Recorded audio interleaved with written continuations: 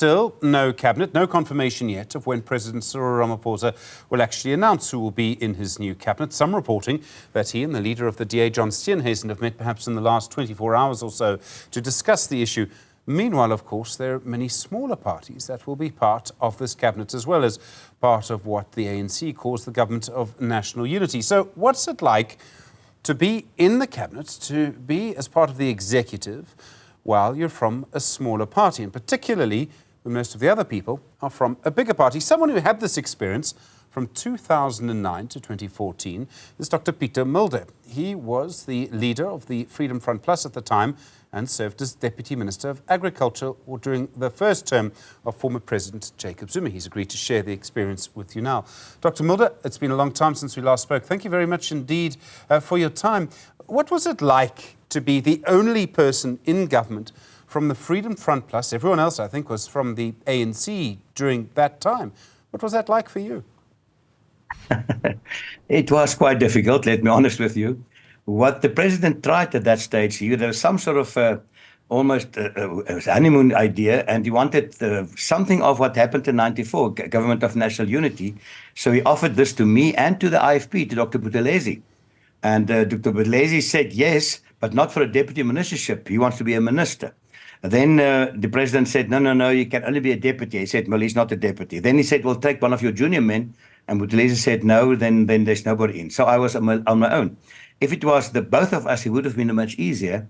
And I think one of my problems was that before me, the National Party accepted the position like that and then allowed to be co-opted and then end up in the ANC. And I was never planned to do it that way, but surely a lot of people believe that's going to happen.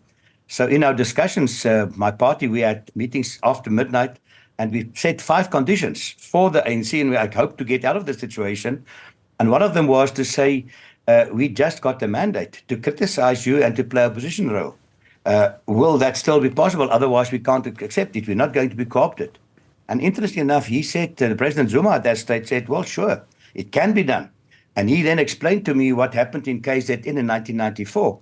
And if people remember correctly, in 1994, the IFP won the election there. Zuma was the leader of the opposition there, and they made him a minister. And he said, I was a minister in there. I criticized them while I'm being minister, and I didn't become a member of the IFP.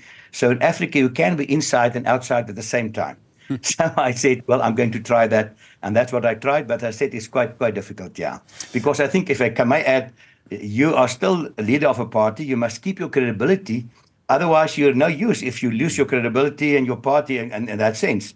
And hopefully you understand that so that you still be able to criticize him. And I did that quite often. But you can also make a contribution, and I had to get that balance right. Would it have been easier, maybe looking back, if someone else from your party had gone in while you had stayed outside as the leader? And I mean, this has all sorts of lessons for people making important decisions now. Yes. Well, sure. We opted for that. I had Minister Oosthuizen was a very good member of parliament.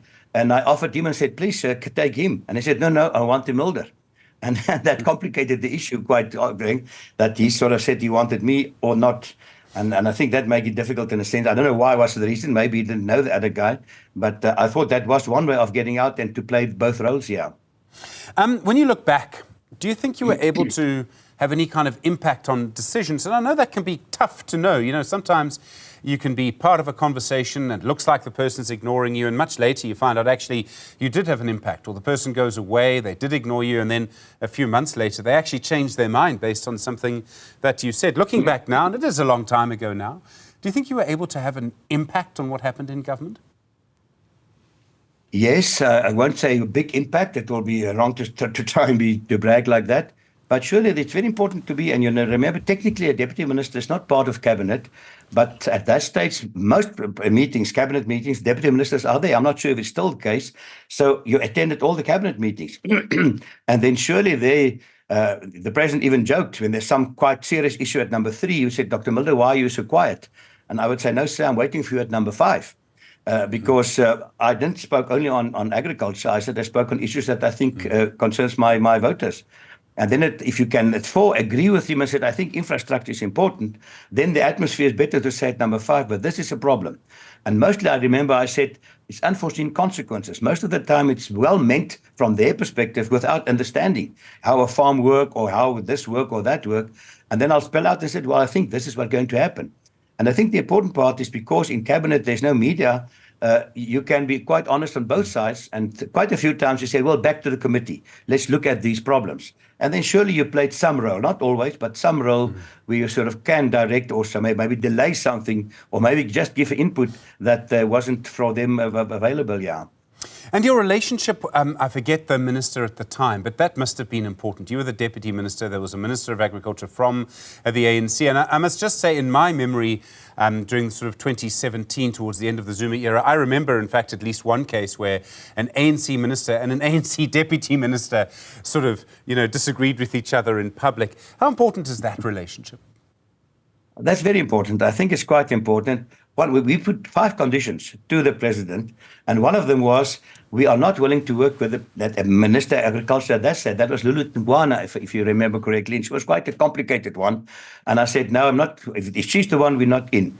And then he appointed Peterson, if you remember her. And she's Afrikaans, so that helped a lot, but it is quite complicated. And I remember even having a meeting of deputy ministers at that stage, all complaining about their ministers, using them as sort of just local advisors for them and not really a minister. And I once told her, I said, Minister, I was appointed by the president, not by you. You cannot tell me today that tomorrow there's a meeting that they must attend. I've got my own program. Because she sometimes just jumped on you and said, can't have that meeting anymore. Can you go in my behalf? And I said, well, I was not appointed by you. If you ask me beforehand and it's possible, I say yes. And there is that type of tension. You had to work it out. And then also she can delegate certain things to you. And then surely that's your responsibility and she mustn't interfere with that. And that's important to get that relationship correct as well, yeah.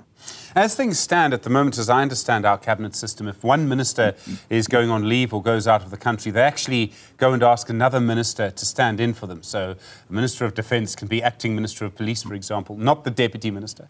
Do you think that would be... Exactly. Should that be changed? I mean, if it may force a minister to treat their Deputy Minister with more respect, and if they come from different parties, that could be important, if they would be the official stand-in.